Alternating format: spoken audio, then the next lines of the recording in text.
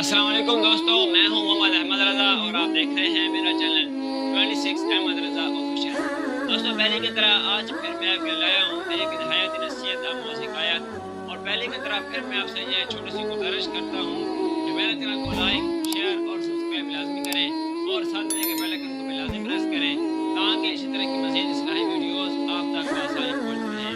तो शुरू करते हैं आज की वीडियो को।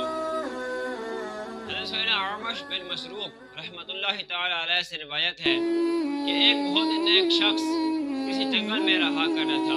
वो अल्लाह अज़्ज़ा वजल की खूब इबादत करता और उसके नेक कामों में बढ़ चढ़ कर हिस्सा लेता। उस मर्द साले के पास एक मोर, एक गधा और एक कुत्ता था। मोर सुबह सवेरे उस नमाज के लिए जगाता, गधे पर वो पानी और दीगर सामान वगैरह लाद कर लाता था और कुत्ता उसके माल मता और दीगर चीजों की रखवाली करता। एक दिन ऐसा हुआ कि उसके मुर्ग को एक लोमड़ी खा गई। जब उस नेक शख्स को मालूम हुआ तो उसने कहा कि मेरे लिए इसी में बेहतरी होगी, यानी वो अपने रब अज़्ज़ा वजल की रज़ा पर राजी रहा और सब्र का दामन हाथ से ना छोड़ा। लेकिन घर वाले उससे बहुत परेशान हुए कि हमारा नुकसान हो गया है, अब हमें नमाज के लिए सुबह कौन जगाएगा। और दीगर जो थी उनके घर की रूटीन वो बहुत ज़्यादा ख़राब हो गई थी, इसलिए वो घर वाले बहुत ज़्यादा परेशान थे। चंद दिन के बाद एक भेड़िया आया और उसने उसके गधे को भी चीड़ फाड़ कर रख दिया।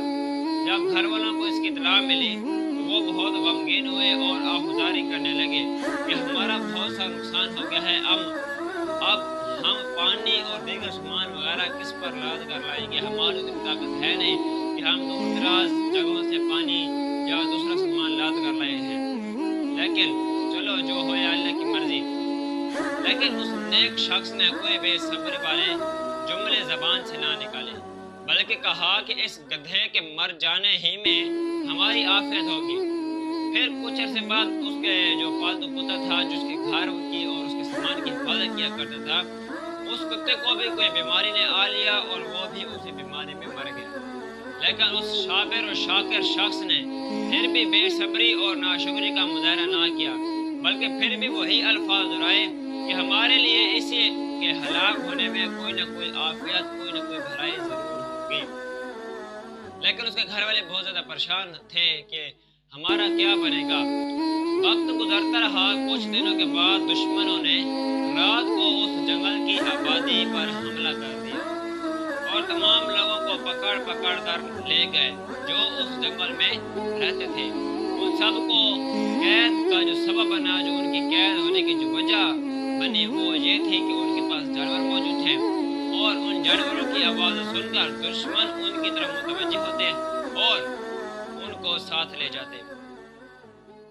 और दुश्मनों ने उनके जानवरों की आवाज़ों से उनकी रिहाइश की जगह मालूम कर ली। फिर उन सब को उनके माल और असबाब के साथ उनको कैद करके ले गए।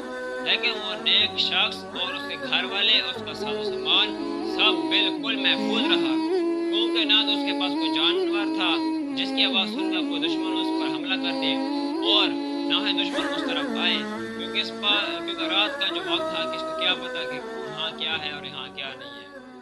अब उस नेक मर्द का यकीन बहुत पुख्ता हो गया कि अल्लाह अज़्ज़ा वजल के हर काम में कोई ना कोई हिकमत, कोई ना कोई भलाई जरूर होती है। अल्लाह अज़्ज़ा वजल की उस पर रहमत हो और उनके सदके हमारी मग़फ़िरत हो, आमीन। प्यारे प्यारे दोस्तों, इस मर्द कामिल का इस बात पर पुख्ता यकीन था कि अल्लाह अज़्ज़ा वजल जब भी हमें कोई मुसीबत में मुब्तला करता है तो उसमें हमारा ही फ़ायदा और हमारी ही भलाई पेश नज़र आती है, अगरचे बज़ाहिर नज़र नहीं भी आती।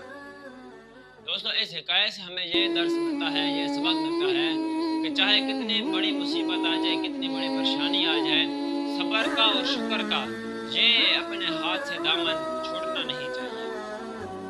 जब भी कोई मुसीबत पहुँचे, जब भी कोई परेशानी पहुँचे तो अल्लाह की हम